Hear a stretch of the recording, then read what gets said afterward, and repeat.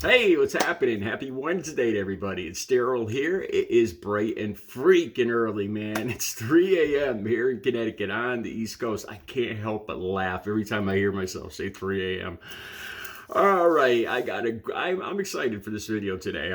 It's a Bam Margera video, and this is the ideal thing that I enjoy talking about because one, because I have a lot of experience in what I'm going to talk about, and another one, it's something that people in recovery have to deal with, and it's a bump in the road for a lot of people, for most people in recovery, relationships and recovery and relapse and all, and everything that comes with the relationships and the possible relapse and the stuff I've learned. All right, so this is a Bam Margera video, and I got two videos. I got two clips down below, and I got the TMZ article. Okay, one's a candid video of Bam and Danny Marie just in the last couple of days. I'm not sure where this is, but that's not really too important. It looks like a hotel. And this is where I lose even more respect for paparazzi, because this paparazzi, you could tell he's hiding behind a wall, and he's like up a couple stories, and he's coming around the wall and filming down, and he's filming Danny Marie and Bam Margera arguing in a heated argument where Bam's going, F you, man, F you. And Danny is strutting around in circles, waving, I don't know who, if it's her cell phone or his cell phone. And this is the gist of it. Because I think it has a lot to do with a lot of the comments I read in the last video I just did a couple days ago about him hurting his knee. Almost every comment I read had to do with relapse. It was, like I said, it's almost, I dealt with this. When you fail so many times, like I was in and out of detoxes 13 times, people expect you to fail. They watch just to see you fail. When they get a phone call, oh, I got to talk about Daryl. Okay, what did he do now? That kind of thing. They expect you to fail. I don't know if some people want to see you fail. Some people want to see you succeed, but most people expect you to fail. And that drove me. That actually drove me more. Those people, I'm going to prove them wrong. And it took me a lot of tries to actually get it right. Okay, so this has to do with that. The first video. Apparently, Danny Marie was, Bam went outside to have a cigarette. And it has something to do, you can't quite hear everything, but it has something to do with the cell phone and him going outside, sneaking outside for a cigarette, for a little time by himself to have a cigarette. And she suspects him of using. She says, I know you. You can't hear everything she's saying, but that's, but they commented on this, Danny Marie and Bam Margera. And he took a volunteer urine, I guess that night. He's been taking them, and he's clean. Okay. The next video is the two of them in an airport, and Danny Marie is talking, and she's saying she's apologizing for missing, I guess they missed a flight to California. And she says to the people, those commenters that are saying, oh, here goes Bam on the pain pills. She says, STFU, man. He's not even on ibuprofen, or I have a hard time with that word, ibuprofen. And then she says this. She says, just some gummies.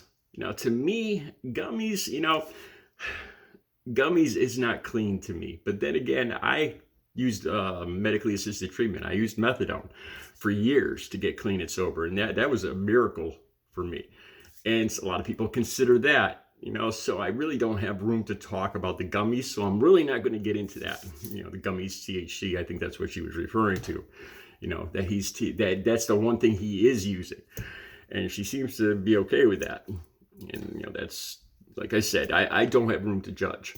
Okay, let me talk about this. I believe he's clean and sober. This is the pressure you get in recovery, and you know what? When I went through this, I knew I deserved it. For all the lying I did, people did not expect me to tell the truth. People did not expect me to succeed. I had been saying I was going to quit. I had been going into rehabs for 10 years, 13 different rehabs. And I would just get out and start lying again. Of course people doubted me. Of course people came to expect the worst of me.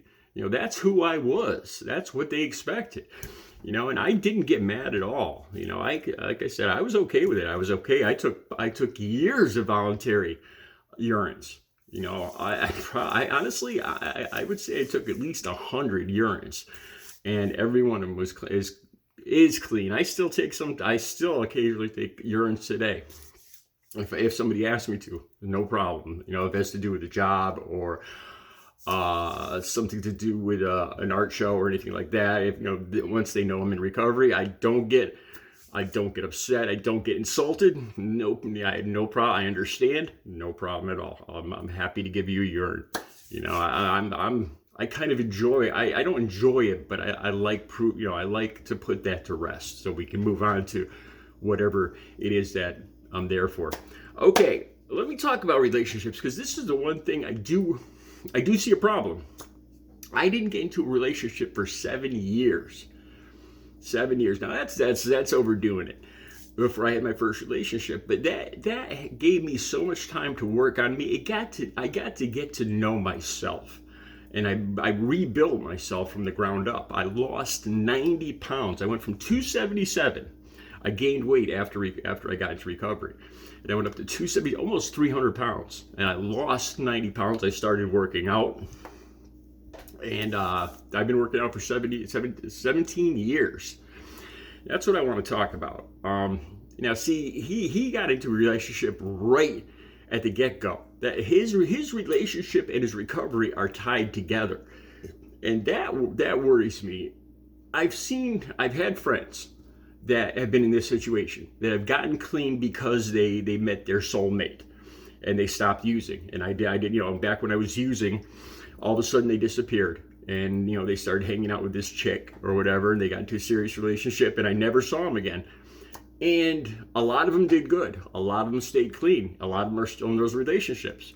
If those relationships failed, I don't know if they would stay in recovery or not. I've seen that happen too. I've seen some of these relationships fail. I've seen guys stop using for years, get married, then 5 years later get divorced, and then start drinking and using again once that ended.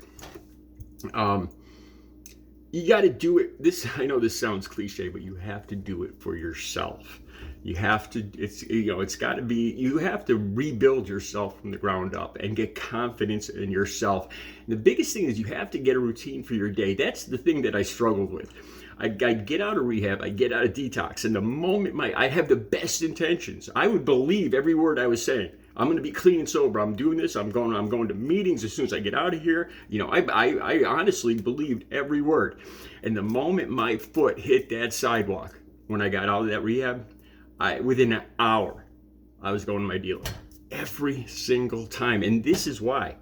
Because I didn't have a new day. I didn't have a new routine, a new schedule. I'd be driving home. I'd have my clear bag of clothes, the garbage bag of clothes that they gave me in rehab.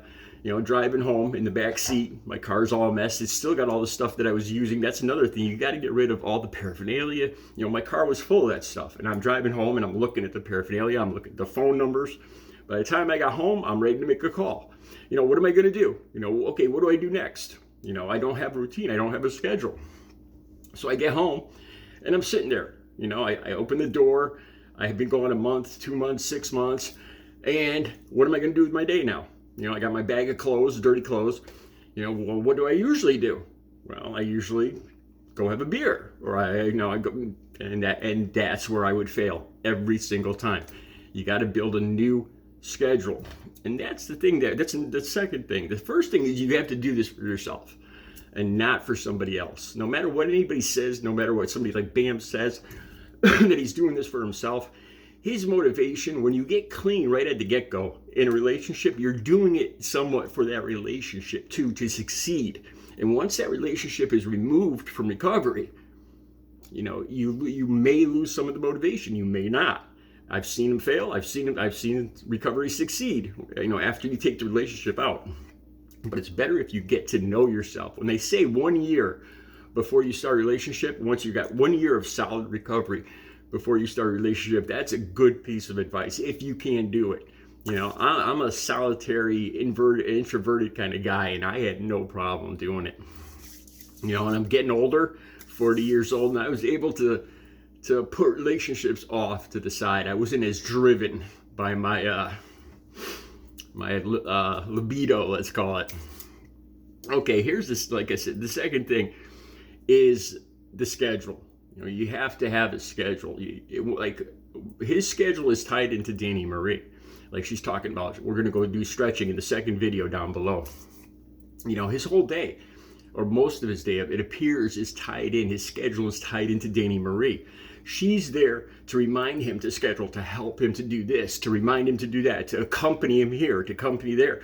And this is all he knows. This is his schedule. This is a routine. This is his recovery. Now, what happens if and when she is removed from that schedule? Then what happens? Does he have the drive? Does he have the motivation to continue that without her? Because it's going to be harder. It's going to be a lot harder because she's not going to be there. You know, a piece of his daily routine is going to be missing. It's going to be stressful. You know, there's a big chance, you know, he could fail at this. Getting into a relationship, especially right at the very first day of, you know, your recovery is almost based on a relationship, like Bam's relationship and recovery is. It's a bad idea. You know, but once you're in a relationship, you know, when you're in love, you're in love. You know, and that's, you know, I highly doubt somebody like Bam or anybody else is going to listen to me about, you know, being in a relationship recovery, but I would advise waiting a year. There's a good reason to do that. My first relationship was 7 years, and it was a great woman. She owned her own house, her own business. She did drink, and she took medication for anxiety. And after 7 years, I didn't have a problem with that.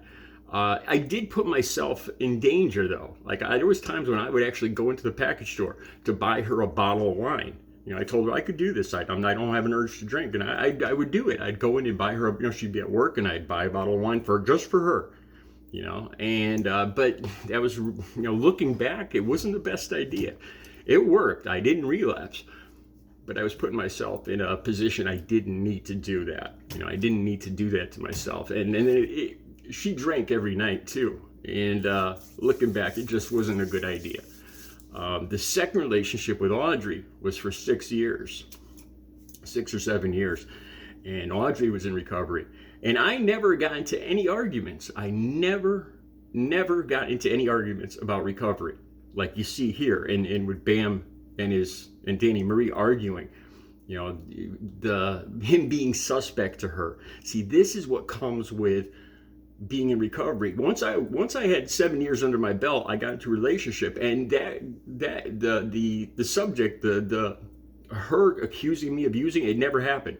I never went through this, like what Danny Marie is doing here, Danny Marie and Bam Margera are doing here, never happened to me, because I already had 6 or 7 solid years of recovery, my first relationship, and there was never any doubt that I was using. So this never happened to me because I was already in a solid place. All right, recovery is possible. I got 17 and a half years in recovery from heroin and crack cocaine addiction. 17 and a half years since October 23rd, 2006. Recovery is possible. You guys have a good Wednesday.